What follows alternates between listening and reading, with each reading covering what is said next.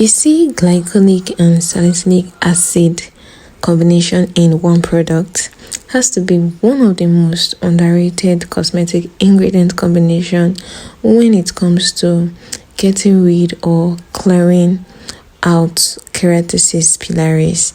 Because tell me why I'm not seeing more brand with this ingredient combination.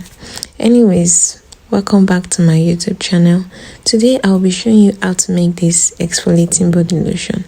To get started, we'll start by measuring out 83.2 grams of distilled water, followed by 1 grams of allantoin, which is a good skin softener.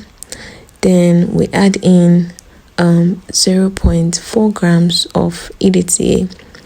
Add it into the water and stir, and we are just going to keep it aside.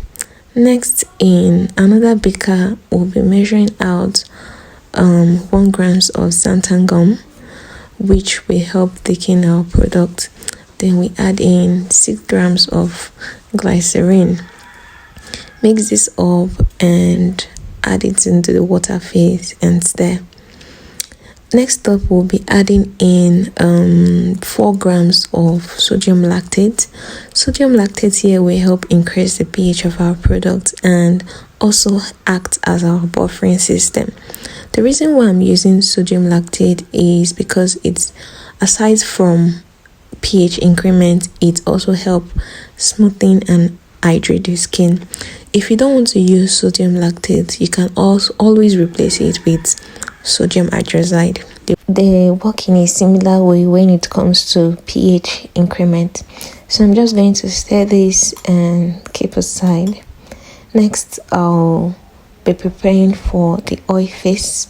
For the oil phase, we'll be measuring out 6 grams of e-wax NF, followed by 4 grams of cetyl alcohol, then 8 grams of lotion pro 165.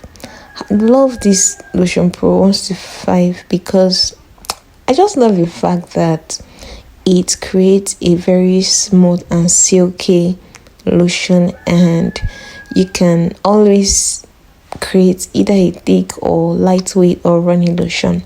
Next up, we'll be adding in 10 grams of sunflower oil. This will help with moisturizing. Then 1.6 grams of dermaticon, which also help create a sensory feel.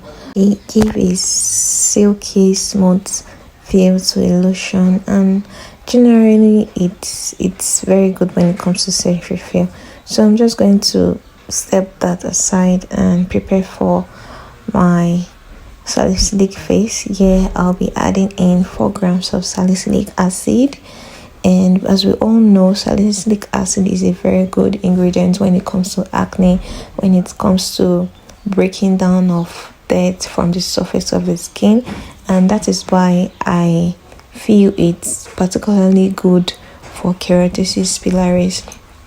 Next up, I'll be adding in 16 grams of propylene glycol. This is what will help dissolve our salicylic acid when we heat this up. And next, I'll add in 6 grams of polysorbate 20.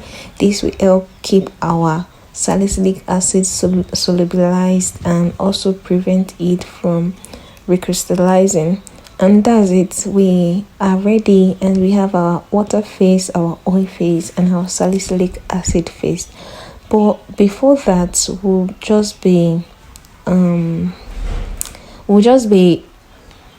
heating this up, these 2 up first. We'll heat this up to about 70 degrees Celsius before heating our salicylic acid, so that by the time we are done stick blending, our salicylic acid will be melted by then, and we'll just add it straight up.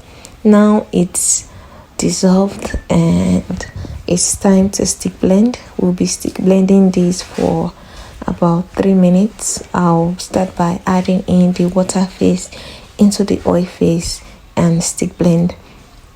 And as we are stick blending, we'll be checking our salicylic acid occasionally. Right now our salicylic acid is is melted, and I'm adding it directly into the emulsion phase, and I'm going to stick blend again. You always want to stick blend again because it might have separation issues if you decide to just stay with a silicone spoon. So next up, I'll be measuring out 10 grams of urea. For this particular video, I am using the normal form of urea. The other form of urea is hydroxyl urea, which is more stable than this. And yeah, I think I explained a little bit about urea in the other video. This particular one is not as stable as the other one, and that is why I used sodium lactate to act as a buffering system to help it, to help with the stability. In this video up here, I explained a little bit about it, so you can just go ahead to watch it. So I'm going to add in 10 grams of distilled water to dissolve it, and I'm just going to go ahead and stir this up until it is completely dissolved. Right now I can literally feel how cool this is feeling. Like from the beaker, as I'm stirring this right now, I can feel how cool, I can feel the coolness in my hands, and it's really soothing, and I just love it. And if you look closer to the beaker, you see that it's giving off this kind of sweaty appearance, like when you pour a cold drink in a bottle. This shows how effective urea is when it comes to hydration and moisturization. So just going to add it into the emulsion phase and just stir. Just going to stir this. I'm going to stir it thoroughly so that it's going to completely, it's going to mix up completely. And now you can see it's well blended in. Now it's time to measure out our final face. Yeah, is it our final face? No, I think sorry, it's our final face. So for our final face, we'll be measuring out glycolic acid. Here I'll be measuring out 22.8 grams of glycolic acid. I am using the 70% concentration of glycolic acid. So glycolic acid is an alpha hydroxy acid, and it's very effective for exfoliating and brightening the skin, and it does it so well.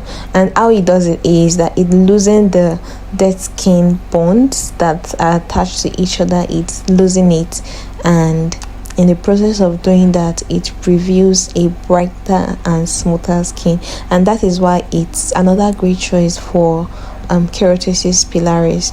Next up, we'll be adding in 4 grams of Gotocola, which is also known as Centella asiatica, and it's great for wound healing. It has wound healing and soothing properties. So right now I'm adding in 1 grams of vitamin E oil. Then lastly, I'll be adding in 1 grams of our preservative, and we're just going to stir this properly to mix them all up, to incorporate them all up. And now I'm just going to stick blend this again so as to avoid any separation issue. This is an acid base emulsion, and there's every tendency that if you don't stick blend well, it's going to separate, and that is why I'm stick blending again. So when working with an acid base product or a product that has a low pH, try to stick blend again even after adding all your ingredients. And that's it. Now it's time to check our pH, and for our pH, here is showing 3.5, which is perfect for an exfoliating product, and we're just going to leave it like this. No need to decrease or increase. This is just perfect. So it's time to package our product, and yeah, we are done. You can see how thick and smooth this looks. And before I forget, when using this product. You will want to use it 2 to 3 times a week, only at night, maximum 3 times a week. And you can just use your normal moisturizer the next morning, or you can go for your brightening or lightening body products the next morning and apply your sunscreen. Applying your sunscreen is very important when you use an exfoliating product the previous day. And yeah, that's it. We are done with our video, and thank you so much for watching. And I apologize for the little noises at the background. Sorry, I just can't help it.